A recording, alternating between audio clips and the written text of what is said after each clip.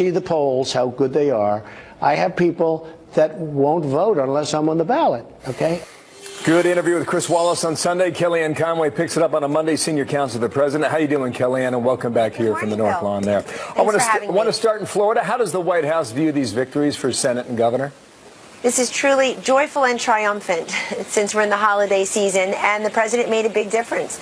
I think that Governor Scott and Congressman DeSantis ran excellent campaigns, but this president getting in there several times in those last 6-7 days really made the difference. And also him encouraging them not to bail on their clear victories. You had Andrew Gillum not once but twice now concede to Governor Scott, to Ron DeSantis for governorship.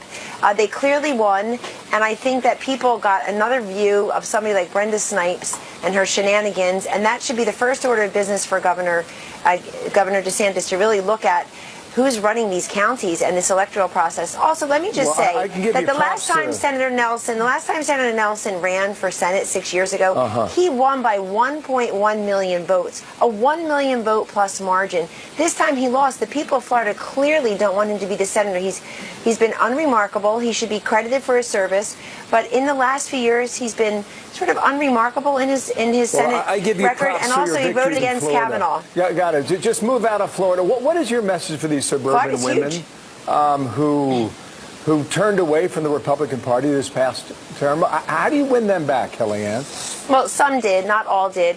And frankly, I don't like stereotyping people according to their gender or their race or where they live. But I think we always are looking for ways to expand the number of voters who like free markets and freedom, who want peace and prosperity, which this president has delivered. And I believe as time marches on, people will realize that if you try to roll back this huge economic boom, we have unprecedented unemployment numbers and growth numbers and optimism and confidence numbers from consumers, from manufacturers, from small business owners and aspiring small business owners. We can't go backwards. We literally cannot afford for people to have less of their hard-earned money, to have less job security and job availability, job mobility that we have because of this president's financial stewardship. That's a very clear nexus, and I think it showed in races like those in Florida, in the third most populous state with 21 million Floridians going to the polls and saying, we want to keep this peace and prosperity going. The suburban women also, I would note for you something very curious that didn't happen in the messaging from the left this time. They didn't talk that much about abortion. They didn't talk that much about guns. They were talking about other things, but they're going to struggle now in the House as the majority party, figuring out, are they beholden to this new leftward drift to socialism? They've got a 28-year-old socialist from New York who's got a hero's welcome. They have the 72-year-old. They have the 72-year-old socialist from Vermont. Yeah, I get it. I got a lot more I want to squeeze in here, and these are going to be debated over the next 2 years. On the Mueller matter, I heard him tell Chris Wallace that he has submitted answers in writing, not turned them over to Bob Mueller. Can you say before Thanksgiving if those answers will be turned in? I'll leave that to the president as outside counsel, Bill. I cannot comment on the timing, but I want to repeat for your viewers that this president and those around him have been completely compliant with every request. 1.4 million pieces of paper, folks, think about that. 1.4 million pieces of paper have been produced. 33 people or so, we read in the paper, have either been interviewed or asked for information and have complied. And that includes the President of the United States, who from the beginning has said there was no Russia collusion. I assure you there wasn't at the highest levels of the campaign. If other people were doing shenanigans, trying to make themselves important, or didn't have enough faith in Donald J. Trump that he can get the job done and beat Hillary Clinton on his own, which he and Governor Pence did to get elected, those of us at the highest echelons of the campaign weren't talking to Russia. Or maybe they don't. On the media, we heard about new rules that will be set up. They're not yet made public, but here was the answer given to Chris Wallace from yesterday. Give our viewers a chance to hear this. We have to create rules and regulations for conduct, et cetera, et cetera. We're doing that. We're going to write them up right now. It's not a big deal. Nobody believes in the First Amendment more than I do. And if I think somebody's acting out of sorts, I will leave. I'll say, thank you very much, everybody. I appreciate you coming, and I'll leave.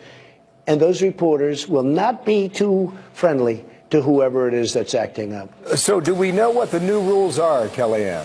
They're in process, and look, the judge's opinion had to do with the Fifth Amendment process, the due process. It did not have to do with the First Amendment. You don't have a First Amendment right to be in the White House. Once you are allowed in, of course, then there needs to be a process. So that's exactly what the press shop is working on. But what the president said is incredibly instructive, Bill. He is saying that if somebody ruins it for everyone else, if the president had walked away early in that press conference, which is when the exchange occurred, then he would not have answered 68 questions from 35 reporters, which is exactly what he did. He is the most transparent, accessible president in our lifetime, if not ever. He's willing to stand there. He's willing to gaggle. He's willing to give all these interviews. He's willing to stand on the South Lawn. He's willing to have talk during a pool spray about policy. And yet, if someone, one or two are going to ruin that. Right. You may have a lot of White House correspondents watching this interview wondering what the new rules are and what they have to pay attention to. The press shop is deciding that. The press shop is deciding that. I think you'll hear that in the next few days or few weeks. I'll leave that to them. But in the meantime, here we are. What are the bounds then by which those reporters need to operate when those new rules come out? Well, the president has made clear that he believes that when you come to the White House, and I agree, you should show respect for the presidency. You should show respect and decorum for the White House. And some do and some do not. But I would also point out that the particular outlet in question has 50 White House passes, I'm told. Around 50 White House passes. They clearly have continued to be a 24/7 outlet without that reporter at work for those few days or so, and they continue to be fairly anti-Trump most of the time. Tune in sometime if you can stand the venom and the poison. I try to go on there and state the president's case when I feel like it's suitable. I'm invited there pretty often. You said in the coming days or even a couple weeks, so I'll wait in the White House to give us that guidance. In the meantime, is that reporter allowed back in the White House? Because I was given a note about an hour ago that the White House made a, quote, preliminary decision to suspend a hard pass for Jim Acosta yet again. Are you fighting this? I am not aware of that. I am not aware of anything happening in the last hour, and I would have to talk to the press shop about that. But okay, so obviously it was reinstated. He came here. I got it. Is he allowed access to the White House today? I don't know. I don't know that answer. I've got somebody from the press shop standing right here. I don't know that answer. But I want to broaden the conversation out to the White House press corps and freedom of the press. The president is absolutely right when he says nobody likes the First Amendment more than him. He's so accessible. He's always giving the answers. He sends us out here to talk about that. And I'm on TV almost every single day trying to talk about policy. But look at just last week. All the coverage, Bill, was about who works here, not the work that is done by the people who work here. Are we not interested in policy? Are we not interested in what goes on here and the many different things that happen through the cabinet rather than just who's in the cabinet or who's up or who's down? And I guess eventually everybody will be right. Everybody will leave at some point, including the president 6 years from now.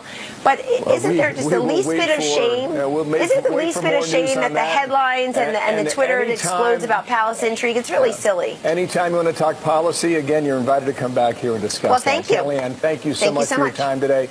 Kellyanne Conway for the North Lawn. Have a great week and a great Thanksgiving. Fox News alert now on another big story today. Thousands of migrants on the U.S. border with Mexico greeted by angry protesters.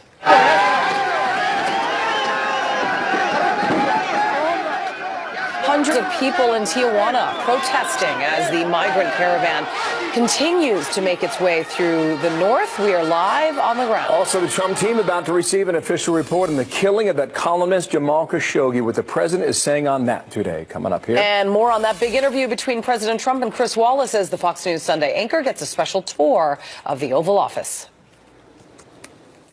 You know, I've had people come into this, the biggest people in the world, presidents, prime ministers, the heads of the biggest companies in the world, and they always stop and they say, this is the Oval Office. Yeah. This is the Oval Office. There's nothing like it in the world. What does help for heart failure look like? The beat goes on. It looks like Emily cooking. A Fox News alert and not a warm welcome at the U.S. border with Mexico for thousands of Central American migrants seeking asylum.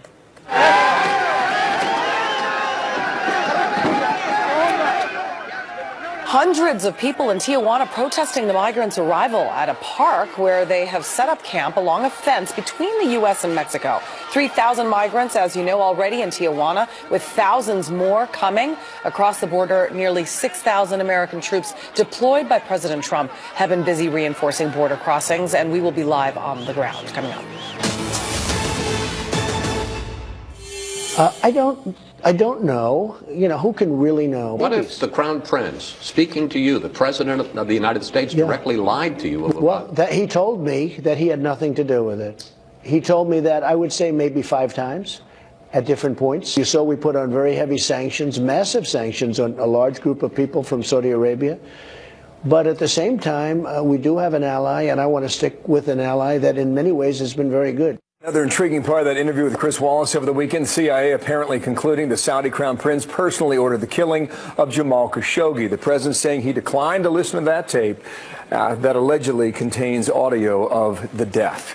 Governor John Sununu, former White House chief of staff to President George H.W. Bush. How you doing, Governor? Good morning to you. Trying to figure out how you work these diplomatic angles right here. If the CIA report comes out and says one thing and then you think about the relationship and the State Department then followed up. Yeah, and you think about the relationship with Saudi Arabia. Right. Do you think anything changes in this relationship? What's your expectation after learning what we have for the past 2 days? Well, look, the president has acknowledged that what happened to Mr. Khashoggi was a horrible thing and that there have to be appropriate consequences to those involved. But he also knows that this is a very important region. It is a critical region. It is a region that is not inherently stable. It is a region that is extremely complicated, and it's made complicated because a number of our allies there have conflicting agendas amongst themselves. And so we have, as a nation, over the past quarter century, been involved in conflicts there that have cost us trillions of dollars and the lives of thousands of our young men and women. So this puts the context of how complicated his decision's going to be. I suspect he's going to have to sit down with Pompeo and Mattis and Bolton and Haspel and Coates and listen to the report and then assess the consequences of whatever nuances are in the decisions he has to make. But he is going to make what I think is one of the most consequential decisions of his presidency on this matter. Yeah, speaking of decisions, I thought this was an interesting moment in the Oval Office with Wallace and President Trump. Just watch this exchange here. When you're sitting at the desk, how do you make decisions? I mean, do you agonize over them? Do you second guess yourself? How does... I don't think about it. I don't think about, how I make them. I make what I consider the right decision. Toughest decision you had to make as president? Well, I think North Korea's been very tough because, we were very close. Governor, you were in the Oval Office, the West Wing, for many years. I mean, what do you think about when you hear... With a slightly different president, Bill. Yeah, okay. With a slightly different... What about making those decisions when you know so much is on the line? What did you think of the interchange there? Well, I think, when you listen to the interchange, I think the president is right in working hard not to brood over his decisions. I think a presidency can be destroyed if the president makes a tough decision and broods over it. I think he is correct. Later on in that conversation, I think he said he brings his team in and he lets them go at it against each other and he listens. And I think that's an important part of the process for any president. The president that I worked for, George Herbert Walker Bush, Scowcroft, Baker, myself, we went at it a number of times for the president, trying to give him, sometimes taking positions that we didn't believe in ourselves, but at least giving him the arguments on the other side. That's an important thing for the president to hear. So I think the process is good. I hope the president understands that on decisions like the Saudi decision, like the North Korea decision, that it should not just be a gut decision, but based on what he hears from those advisors. Very interesting stuff. Great to get your insight. Thank you, Governor. John Sununu, New Hampshire today. See you next week. Have a good Thanksgiving, okay? Take care. Happy Thanksgiving to you. Hope you get a drumstick, if that's what you want. Thank you. Thank you. Thank you, Governor.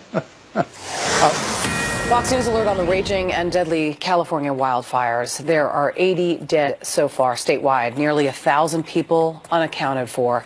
We are live in Malibu with the very latest. Also a horrifying crash. Check it out. What is next for a young driver who survived this? Wow.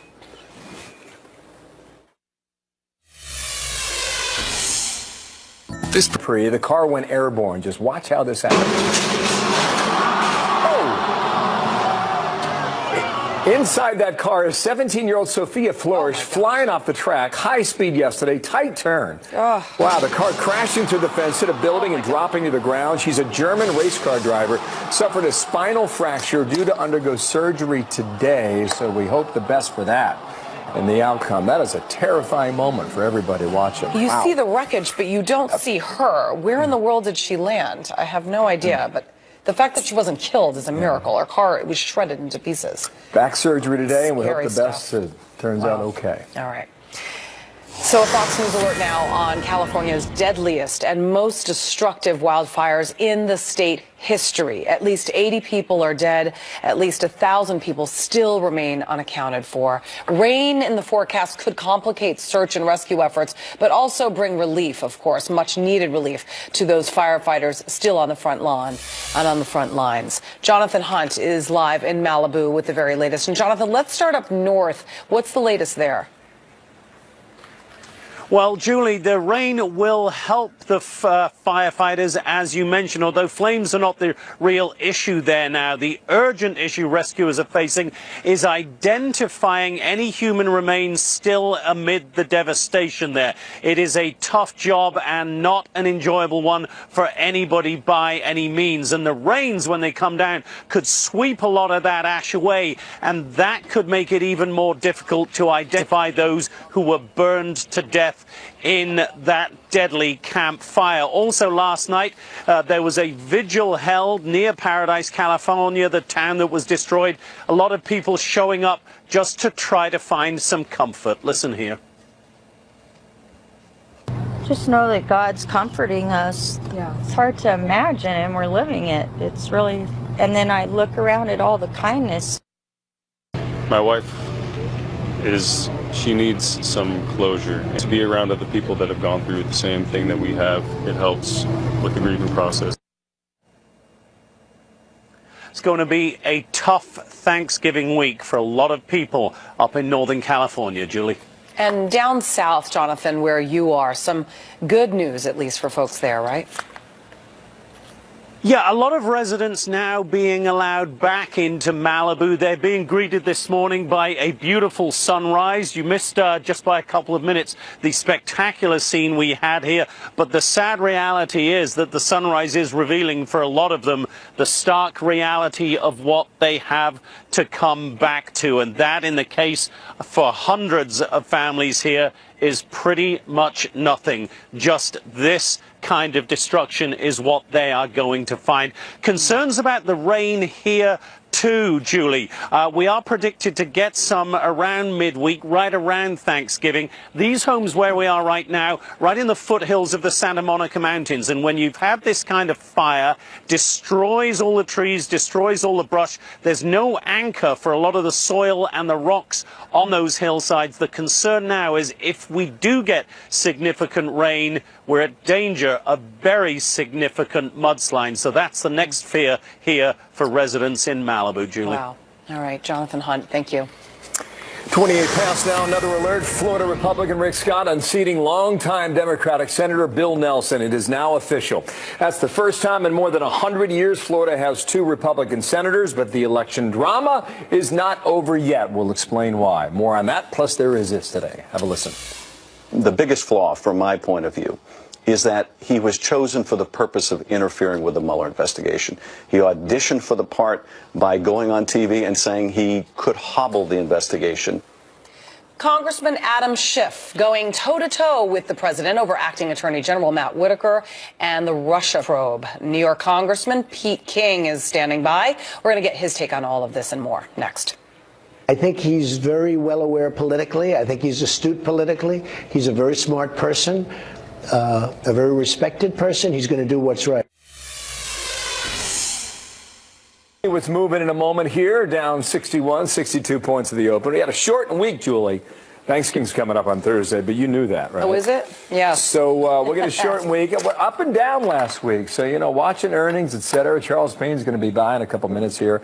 Actually, 1 hour to let us know what we need to understand. So, you know, Black Friday's on Friday, so it'll be interesting to watch. And so far with this economy, I bet you Black Friday's probably going to be one of the And I have to think, you know, the online sales sales are going to be up again this year. Yep. Year over year, we keep on seeing that.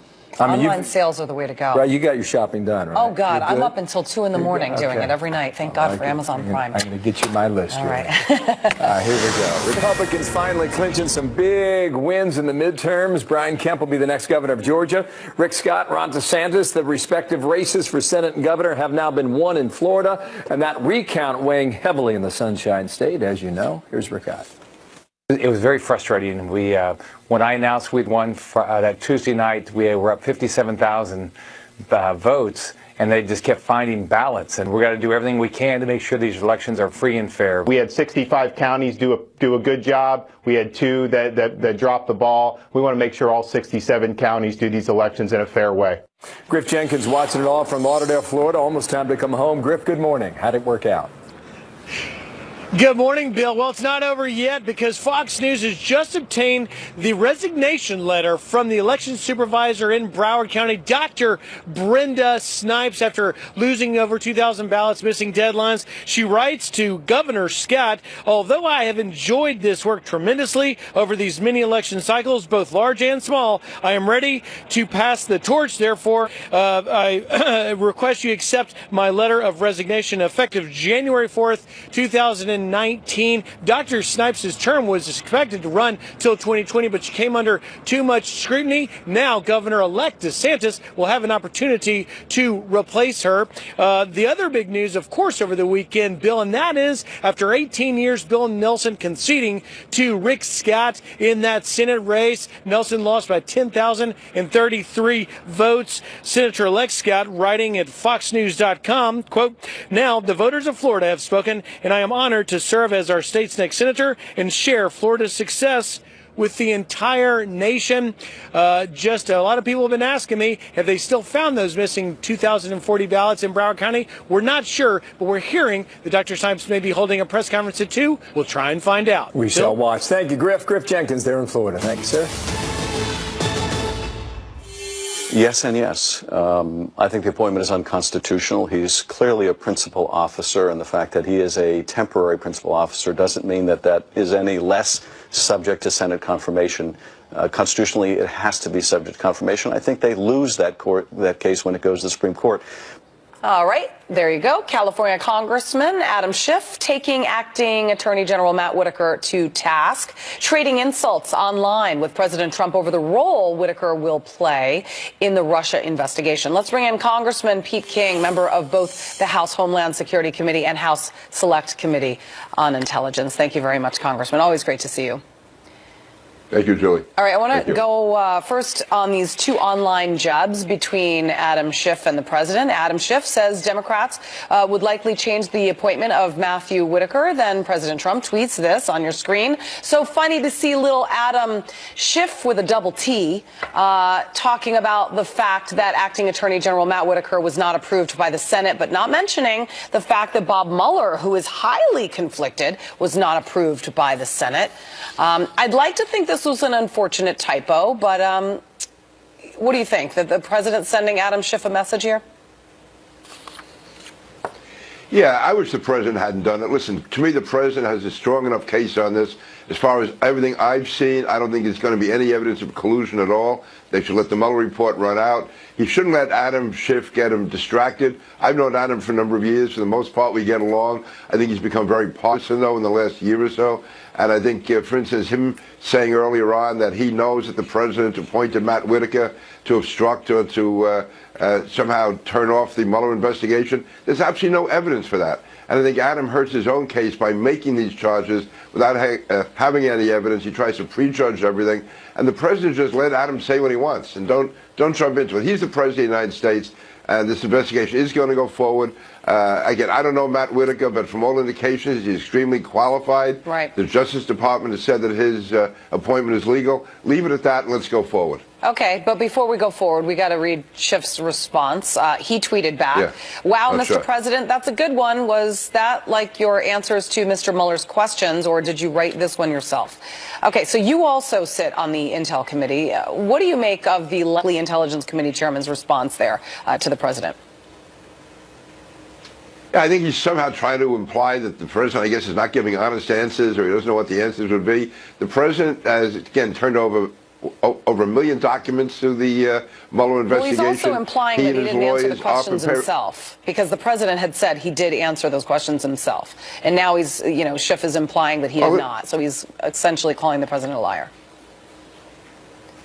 Yeah, well, listen, I disagree with that. The fact is, I'm sure the president was with his lawyers. That's what you have lawyers for. When you're given written interrogatories or questions, you always consult with your lawyers. But in the end, it's the president who's responsible. He's the one who's under oath. He's the one who is submitting these, and so they are the president's answers. And again, Adam, I think, is also trying to be a little cute here. Bottom line is the president is complying, and he has done what he's required to do, and not even required to do. I don't think he even had to do this in the first place, but he is doing it, and he should get the credit for that. Cute's one way to describe it, that's for sure. I'd come up with a different one for that, but I can't say it on TV. Right. Now, Schiff and other Democrats are arguing that Whitaker, who is, of course, appointed by President Trump, should be subject to Senate approval. But the president argues, look, Mueller wasn't confirmed by the Senate to his position. And, of course, the Attorney General is confirmed by the Senate appoints special prosecutors. What should happen here? Because, I mean, again, Robert Mueller was not appointed to this position. Should it be different for Whitaker?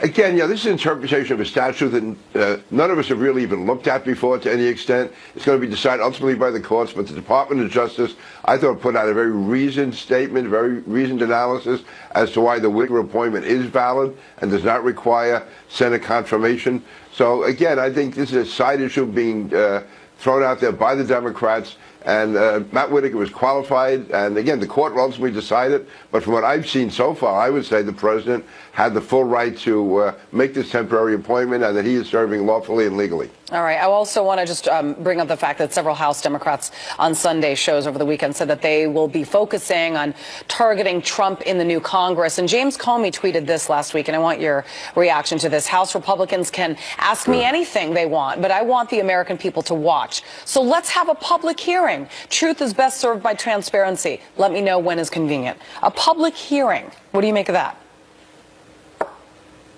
Well, first of all, Jim Comey, as far as transparency, almost whenever he's testified in public, so many questions he says he can't answer them because it's public, and he was asking to go private.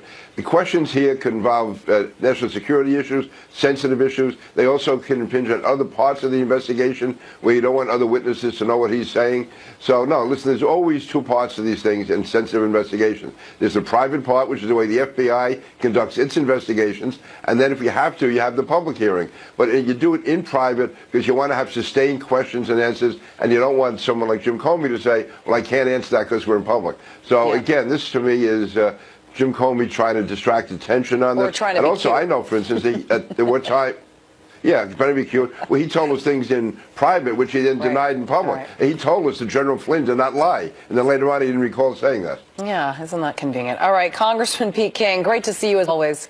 Happy Thanksgiving. Julie, happy Thanksgiving. Right. And tell him a happy Thanksgiving. Thank you. I appreciate that. Thank you. Fox News Alert now. We got these protests erupting south of the border. This is near Tijuana. Thousands of Central American migrants have arrived in that town. And this was the scene on Sunday. A live report from Tijuana coming up in a moment here, Julie. Plus, President Trump claiming victory in the midterms after stumping for Republicans for months before the election. Former Congressman Jason Chaffetz is on deck. He joins us next. People are saying, sir, I will never vote unless you're on the ballot. I say, no, go and vote. Well, what do you mean? As much as I try and convince people to go vote, I'm not on the ballot.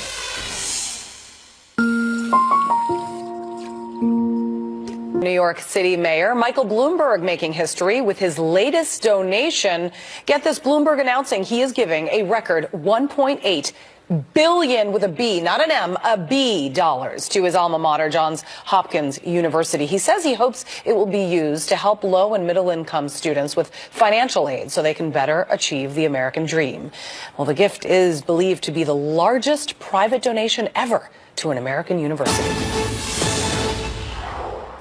I won the Senate, and that's historic too. Because if you look at presidents in the White House, it's almost never happened where you won a seat. We now have 53 as opposed to 51. And we have 53 great senators in the U.S. Senate. We won. That's a tremendous victory. Nobody talks about that. That's a far greater victory than it is for the other side. There's the reaction midterm results from the president. Republican Governor Rick Scott is scoring a victory for the Florida Senate race. Jason Chaffetz, former Utah congressman and a Fox News contributor. How you doing, sir? Good day to you. Saw you on Fox News Sunday, and I know you saw that clip. I know you saw that clip as well. What did you think of his reaction, the way he sizes it up there in the Senate? Well, the president is right. I mean, to grow the numbers in the Senate is quite remarkable. I would worry, though, going into 2020, what's going on in Nevada, Montana, Arizona, out west. It didn't go quite as well. Unfortunately, can't have the president campaigning everywhere all the time. But the Senate was good. The House, maybe not so good, but historically about the norm. And compared to what happened to Barack Obama when he lost 63 seats, what happened under President Trump is a pretty good sign for Republicans. Okay, 2 more points to make here. Dan Baltz writes in the Washington Post. Here's the quote. The suburban defeats are potentially the most damaging to the GOP if Trump or other GOP leaders do not act to reverse them. Orange County, meaning California, is one example, but not the only suburban area that produced gains for Democrats.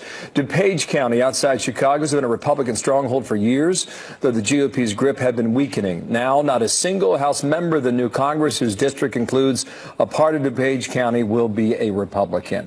What do you make of that? Yeah. Republicans better figure out a few things. One is how to answer the health care question. I don't think they properly asked that. To just say you're opposed to something is not a policy that people say is their #1 issue. The cost of health care continues to go up, and they've got to figure out how to answer that question. They're going to have to be able to match the so-called green wave, because Act Blue is an effort to get money to Democrats, and you had people that were on the receiving end of some $20 million in a House race.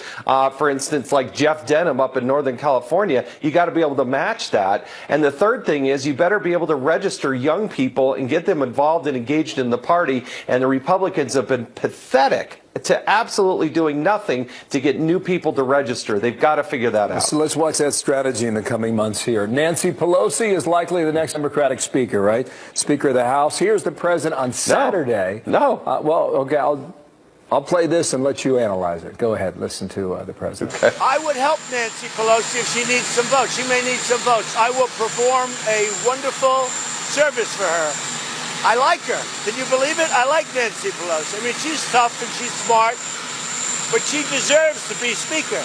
Well, is she or not?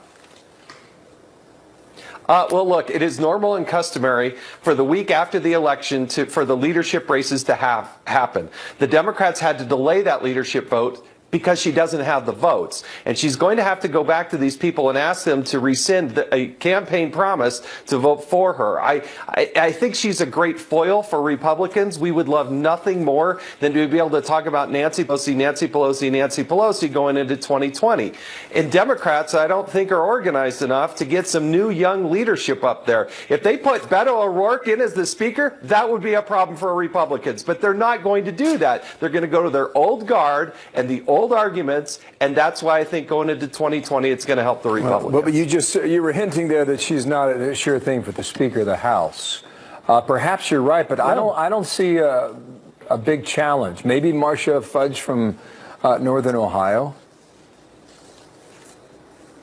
Well, no one person, Bill, is going to be able to pull this off. And they're afraid to do it. Look, the reason Nancy Pelosi is at the top of the food chain is she's raised more money than anybody in the history of the United States Congress. Democrat, Republican, House or Senate. She is the money machine, and she rules with an iron fist. And people are afraid to go take her on if they're not going to win. But at some point, between the Hispanic caucus and the Congressional Black Caucus and those new young Democrats that are going to come up, at some point, something's got to break. Now, maybe she pulls it off, but that will be to the advantage of the Republicans. Nice to see I you, hope she does. Yeah. I mean, let's run against her. We shall see. Thank you, Jason Chapis, with us today. Thank you, sir. Good to see you again. Thank you.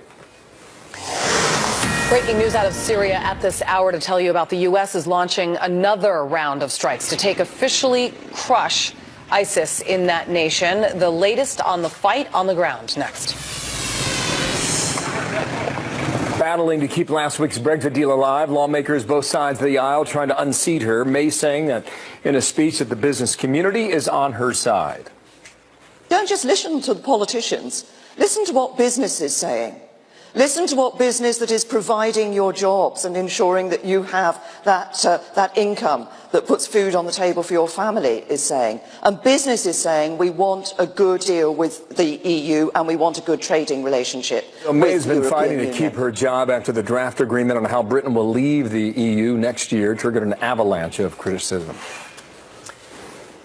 U.S.-led forces carrying out airstrikes in eastern Syria over the weekend in the fight against ISIS. They are continuing the fight now as Trey Yingst joins us now, live from our Middle East Bureau with the very latest. Hey, Trey. Julie, as the U.S.-led coalition continues to target the final pockets of this terror group in Syria, dozens of civilians were reportedly killed over the weekend in a U.S.-led coalition strike. Now, the U.S. coalition is denying that any civilians died in their strike on Saturday in eastern Syria, although AP reports that 43 people, including 12 women and 17 children, were killed. American officials did confirm the airstrike occurred and added that the coalition took part in 19, quote, legitimate airstrikes over the weekend to support a ground operation against ISIS. The Syrian military, backed by Iran, also targeted at least 10 ISIS positions in eastern Syria around the same time. Now, since mid-September, 191 civilians have been killed in the fight against ISIS in Iraq and Syria, according to the Syrian Observatory for Human Rights. The observatory says that most of the civilian deaths come from family members of ISIS fighters. The U.S.-led coalition against ISIS released statements over the weekend amid reports of civilian casualties, saying, quote, we never thought or said the fight would be easy. Now, Julie, as the U.S.-led coalition continues its fight against ISIS, there are thousands of U.S. advisors on the ground currently in Syria. President Trump and the White House this week indicating that those troops will not be removed from Syria until Iranian and Iranian-backed troops currently supporting the regime of Bashar al-Assad leave the country. Julie? All right, Trey Yingst, thank you very much. Bill. Florida Governor Rick Scott now, a U.S. Senator-elect. New reaction pouring in on that. Plus, there is this today. Is he the legitimate governor-elect of Georgia? He is the person who won an adequate number of votes to become the governor. Stacey Abrams refusing to call Brian Kemp's victory legitimate as the battle over voting continues to unfold across the country. More on all that coming up with our A-Team next hour. Come on back. Thousands of migrants massing at the border with thousands more on the way, sparking protests in Mexico. We saw it over the weekend. Brand new hour starts right now. I'm Bill Hemmer, live here in New York. Nice to have you back, Julie. Morning to you. Let's do this. Hour 2. I'm Julie Banderas in for Sandra Smith. A growing crisis at the border. Tensions building as the residents of Tijuana, Mexico protest the caravan camped out in their city. The mayor describing their arrival as an avalanche. President Trump tweeting this. The mayor of Tijuana, Mexico just stated that, quote, the city is ill prepared to handle this many migrants. The backlog could last 6 months. Likewise, the U.S. is ill prepared for this invasion and will not stand for it. They are accused